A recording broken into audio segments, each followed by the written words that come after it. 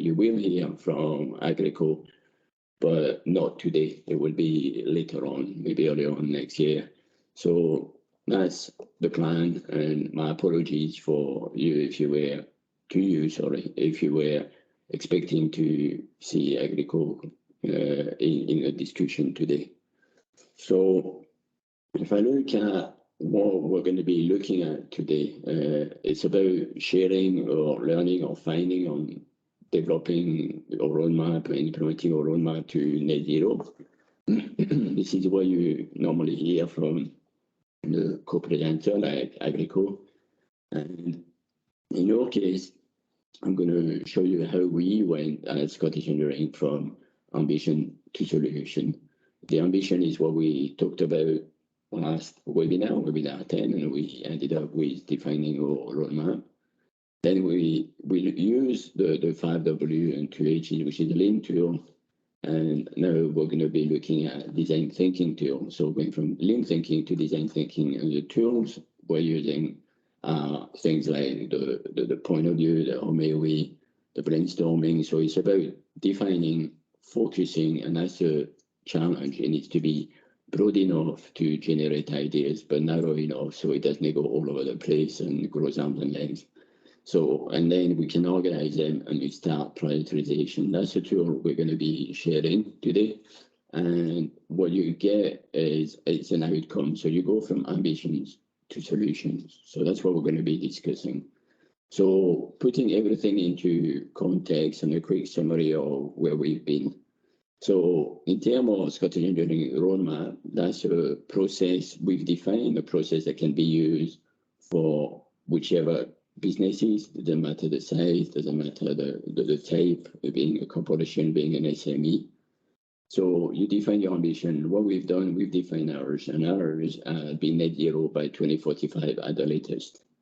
Then you set a base year and a target year. We've set 2019 as a base year and 2045 as our target year. We select a methodology. We've selected the greenhouse gas protocol, and all the rationale behind those can be found in the slides and the recording of webinar 10. We built a baseline, that was 2019. And then that's where we were at the end of webinar 10. We developed our roadmap, so we defined our ambition. But what are the solutions? And that's what we're going to talk about today. We're still doing some tracking, so we tracked 2021. We are doing a bit of 2022 year to date, and it's going to be a case to follow. And we still need to look at that compliance verification, that sharing, that hasn't been done, any work has been done in that direction. So that's our roadmap. And as you can see, it's net zero by 2045 latest, focusing earlier on scope 1 and scope 2 of the net zero. Then looking at scope 3, then we'll look at strategization after 2040. But all along, we're looking at influencing, and that's what this program is about, supporting businesses, including our members especially, to develop that roadmap and go along that roadmap and what we can do to support it. Got a tracker. So you can see in orange here, that's a business, that's a Scottish Government roadmap. In blue is a target we gave ourselves. So it's curved because we know things like that are never linear, and the last few percentages are always the hardest to get. So that's one we give ourselves, so there's no requirement. The requirement is the orange one, that's the Scottish Government one. And what you can see is as long as you stay in a grey area, then you are likely to end up in the right place. So we may overshoot our target, but as long as we are below the Scottish Government target, then we should end up in the right place. We look at 2022 year to date, so H1 or the first half of the year, and you can see that we're already quite high for half a year. You know, we're sitting about 52 tons. Our base year was 96 tons.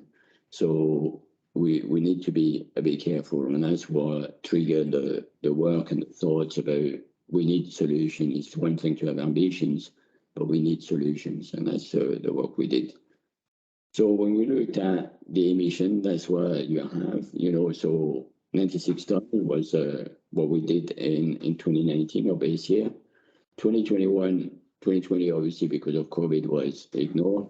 2021 was good, but we suspected it was a bit of a hangover from 2020. And you can see that 2022 H1 is not so good because we already had 52 ton for half a year. The contributors have not changed. The main contributors are still the same, which is mobile combustion, which is vehicle owned by Scottish Engineering. Purchase electricity, because we don't buy especially green electricity. And purchase goods and services, and that's scope 3, and purchase goods tend to be the big one for anybody, any organizations. So the first thing you do when you want to figure out, how you're going to get solutions from your ambition is to define the challenge, and you define it through your point of view. And the idea is what you're looking at is opportunities, and for those opportunities is you need to marry the desire, what is the desire, the viability and the feasibility. So the how, the why, and the what.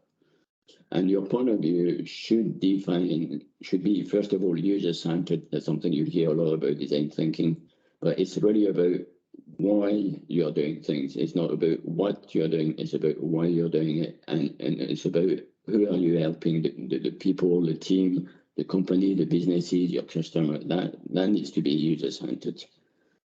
It needs to be broad enough so it's creative, and what we mean by that is it's open enough to create new ideas, maybe strange ideas for some people, unusual ideas, but it needs to have that breadth, so you're sure that you're going to get good thinking ideas, good synergy between the team when you're having your session. But it needs to be also narrow enough, and that's that fine balance between broad and narrow. It needs to be narrow enough to provide a focus. So you want to make sure that you don't end up with something which is so broad that you get ideas in every direction and there is no focus. So that's your point of view. You define that. So it needs to define the users, their needs, and why that need is important. Why do you want to do it? It needs to provide a level of focus. So you create a box, if you want, into which you're going to be brainstorming these boundaries.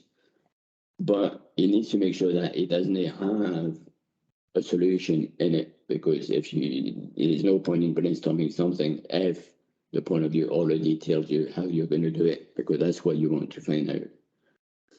So what you're looking at is something like this. The user needs what, because, why. And then, so in our case, the user was Scottish Engineering. The need is, as you see in the roadmap, is reach net zero by 2045 at the latest. And we want to deliver value, added value to our members. That's a key thing. Our members are our customers, and we need to make sure we provide value to our members. And what are the insights? Well, the insights are the growth of eco-consciousness. As you know, it's more and more need for net zero, more and more requirement for net zero, being even from a legal point of view, from a reporting point of view, as a functional side of the organization. We've got the Scottish Government ambition, which want to be net zero by 2045. We have an opportunity here to lead by example in the engineering sector. So you can see Scottish Engineering, Scottish Ambition, engineering sector. And in that sense, we are in a unique position, thanks to you, thanks to our members. We have that network of incredible businesses and companies that can support us in getting there, but also that we can support, more importantly. And going through the one-to-one program, you realize then there is a lot of confusion about net zero. There is no confusion on the ambition, the high level, but when it's time to implement it and you go into the nitty-gritty, that could be challenging. So what Scottish Engineering point of view is, so Scottish Engineering needs to leverage its unique position and lead by example by reaching net zero by 2045 at the latest. while adding value to your members because of the growth of eco-consciousness and confusion on net zero. So that's our point of view. That's where we started with for open brainstorming sessions. So that's why you want to develop a point of view for your own organization. And all those tools are applicable regardless of the size or the complexity or the legality of the organization.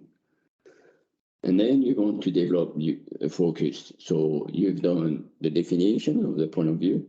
Now you want to focus. And that's what you're going to be brainstorming. You're going to be brainstorming one of those how may we questions. And the idea about the how may we is to break up that point of view into more manageable chunk, things that you will actually deliver actionable pieces.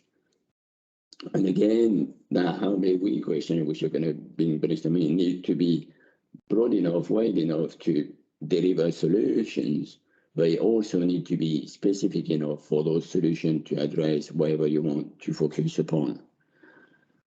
So why, how may we, the how is there to suggest that you don't have the answer yet, you're still working on it. So that's how, so that's opening the floor. The might emphasize the fact that you will be thinking about it. It may be the right one, it may not be the right one, but at this point in time, it doesn't matter. It may work, it may not work, but it's meant. And the we is about working as a team. Everybody around the table, everybody in the organization needs to buy into it. And that's how we are joining it. We are getting involved in it. And so the brainstorming question we decided to do was about how may we reduce our greenhouse gas emission, which is the one without diluting our offering while engaging our suppliers.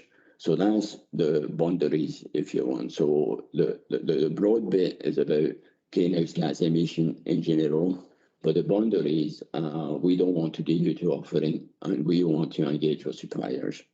So that was the brainstorming we went for. But again, how may we is a tool that can be used regardless. And then you go into your brainstorming sessions, and that's about creation of ideas.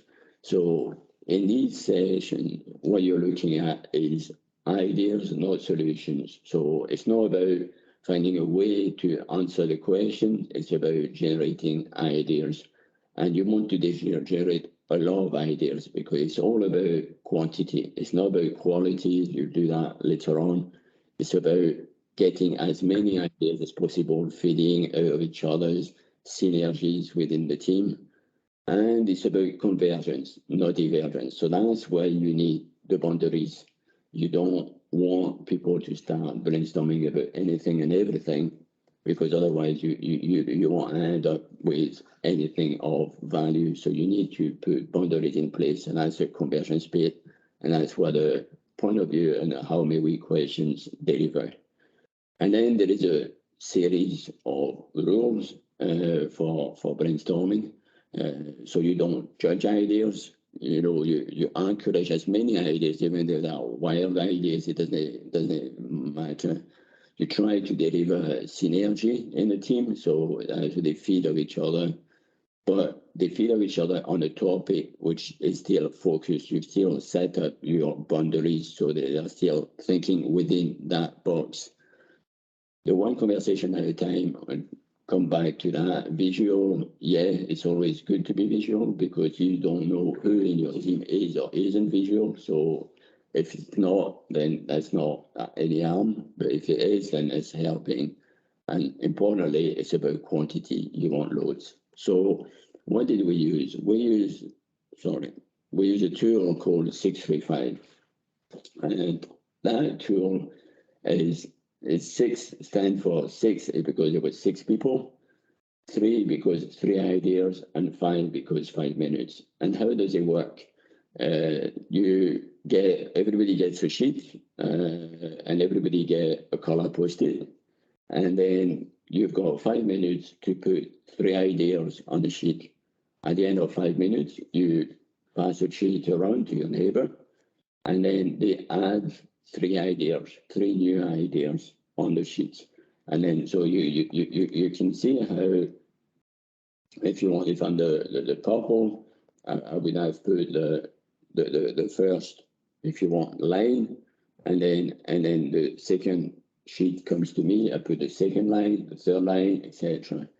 So what are the tips and tricks with the do's and don'ts? So you can see the do's. The advantage of that system is that you get over 108, actually over 100 ideas within 30 minutes. So that's the good thing, the quantity you get. Now you need to make sure you've got a good point of view and a good how may we question, because that's what you want to brainstorm. There is only two rules in this. Is one, when you put ideas down, you can't repeat an idea you've already put down, so you need a new idea all the times. And you can't repeat an idea which is already on the sheets. So whereas you can get inspired by what's on the sheet, you can't repeat it.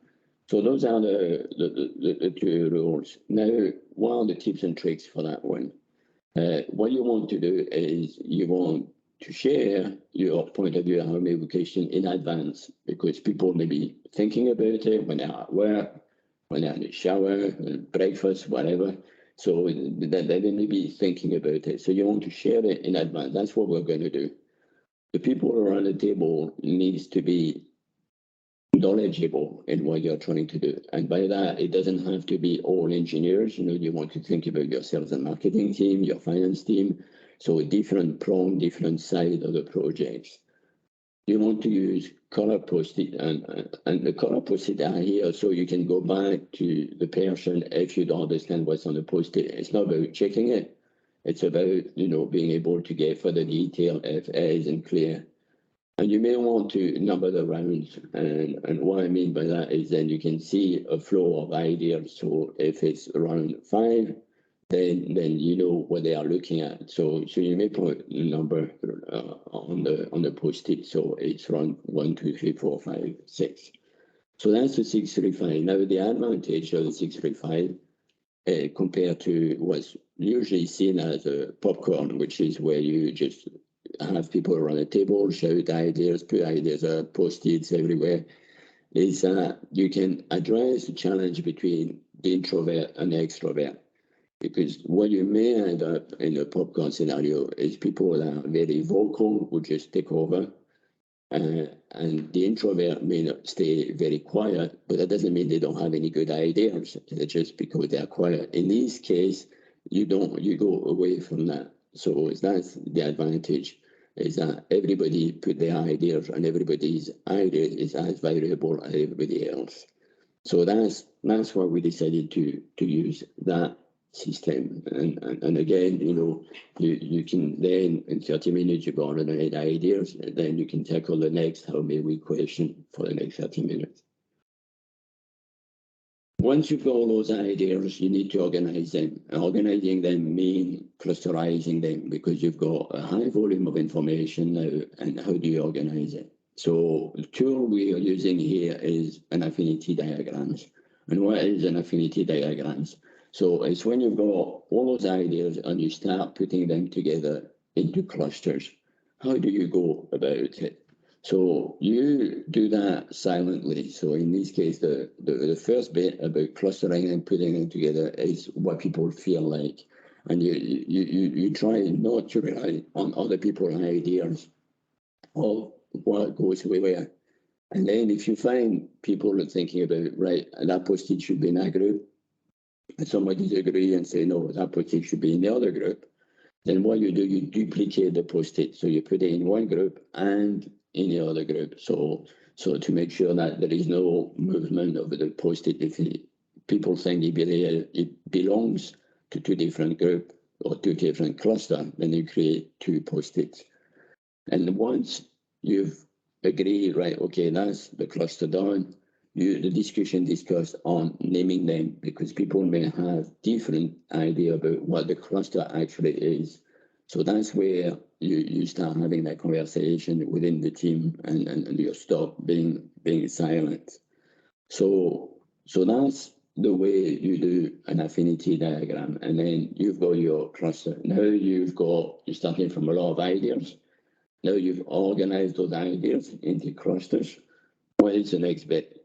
The next bit is prioritization. What is important? And in this case, the ideas or the cluster are kind of evaluated. You're trying to see, is it a good idea? Am I going to keep it? Am I going to bin it? What does the team think? Again, it's how do we or how may we? Because that's multi-voting, but multi-voting by the team around the table.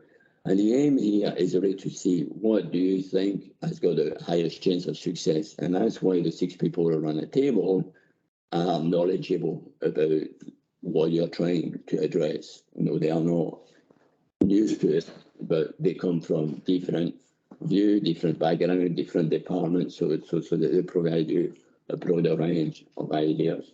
So how does multi-voting work? So as a rule of thumb, you've got an above cluster, so let's say 9 clusters.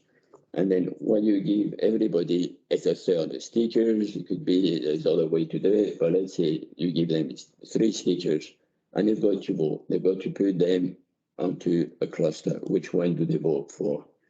Right. So that's how you do it. What you don't do is, again, discuss the value or whatever. It's everybody on their own just can decide that. And then you've got 2 ways to do it.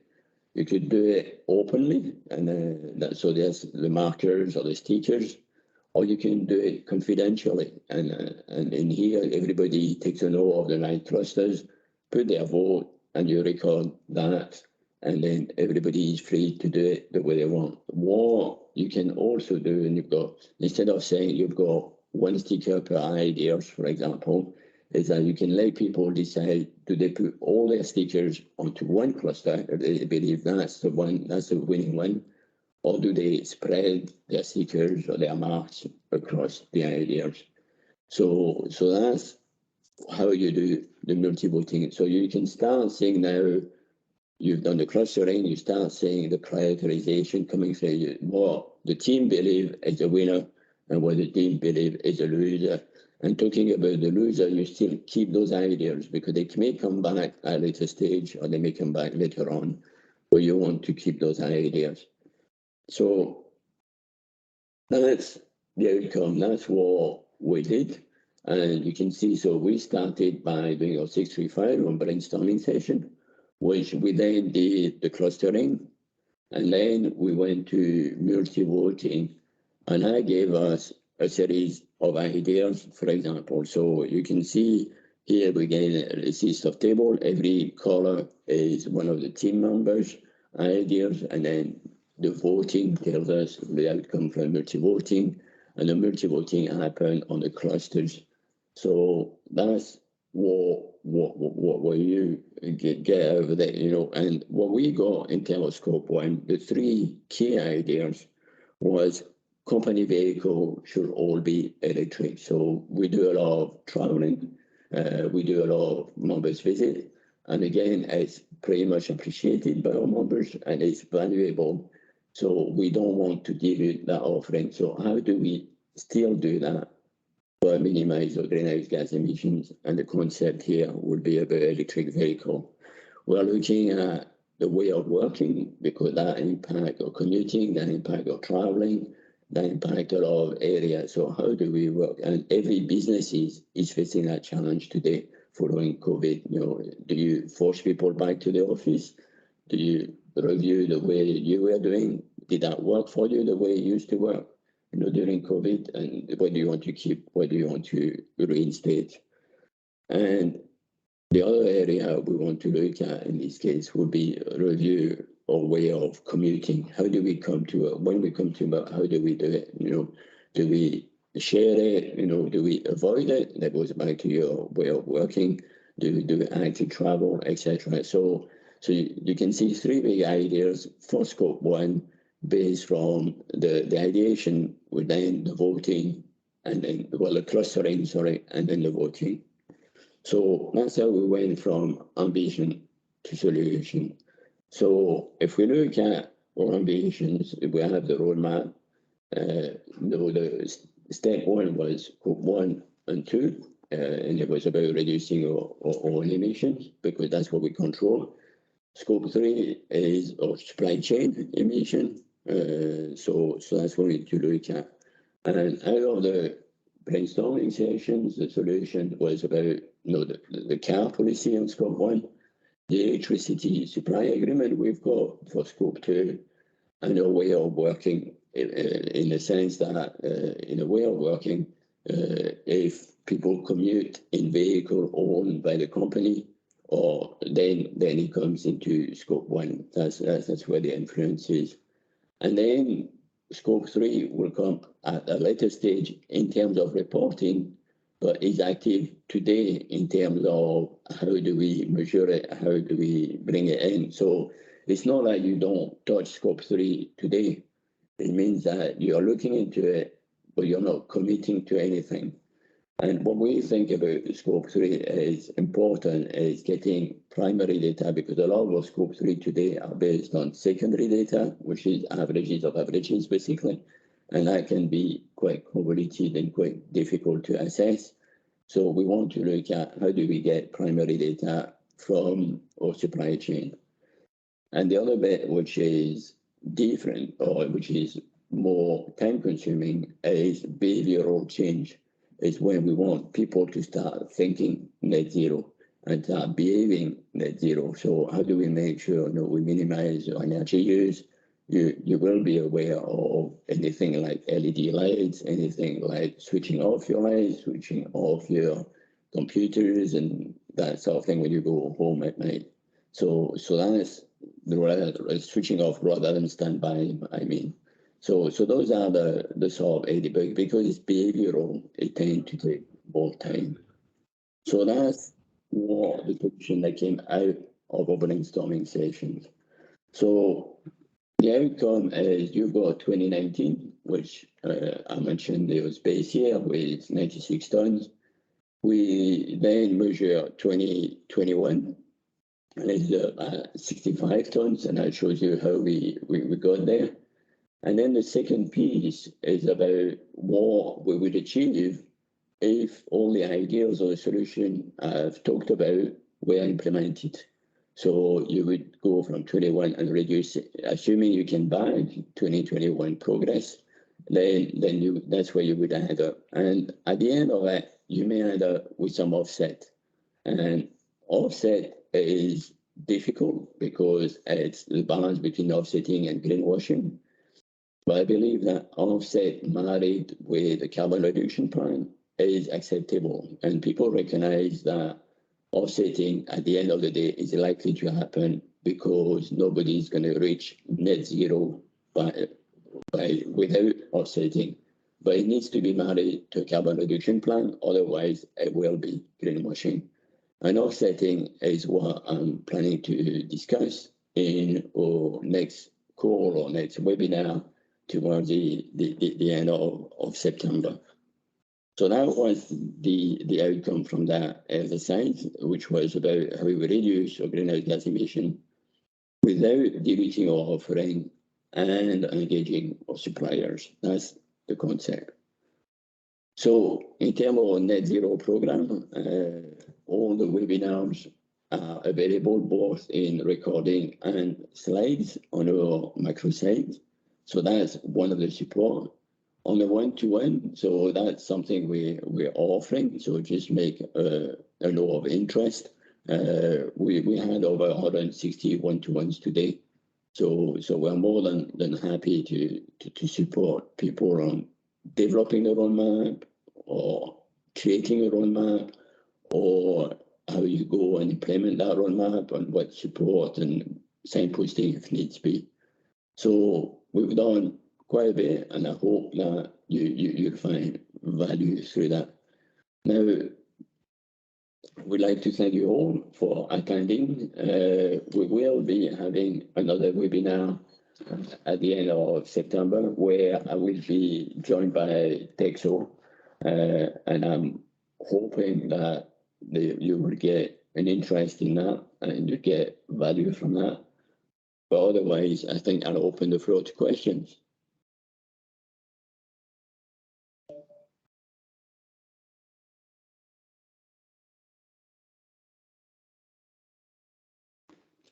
So there's no chat. There's no questions in chat just now. We are, you can stick a question in chat, or take yourself off mute, stick your camera on if you want, and feel free to ask. So and otherwise, because we've got a bit of a different session from the one we planned this morning, you may be in line to get half an hour of your time back this morning.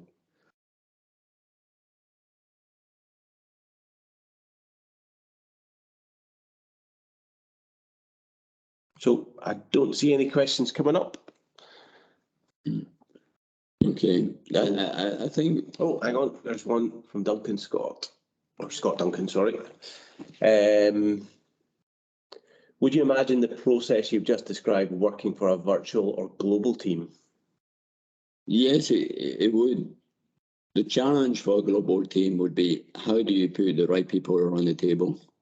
But that would come from your how may we question, what do you want to address? So your point of view will be overarching, and your how may we will be more specific. But from a global team, the challenge can be putting the people around the table. And there is a way to do it online. There's a system called Cube that could be used. Okay, good. I think that might be us. Okay, so again, I think those are areas we are happy to support. If you feel like you would like session facilitated or anything like that on that basis, and then please do come in touch with us. Okay. Well, thanks everyone. I hope you have a good rest of the day, and hopefully we'll see you along at the next session.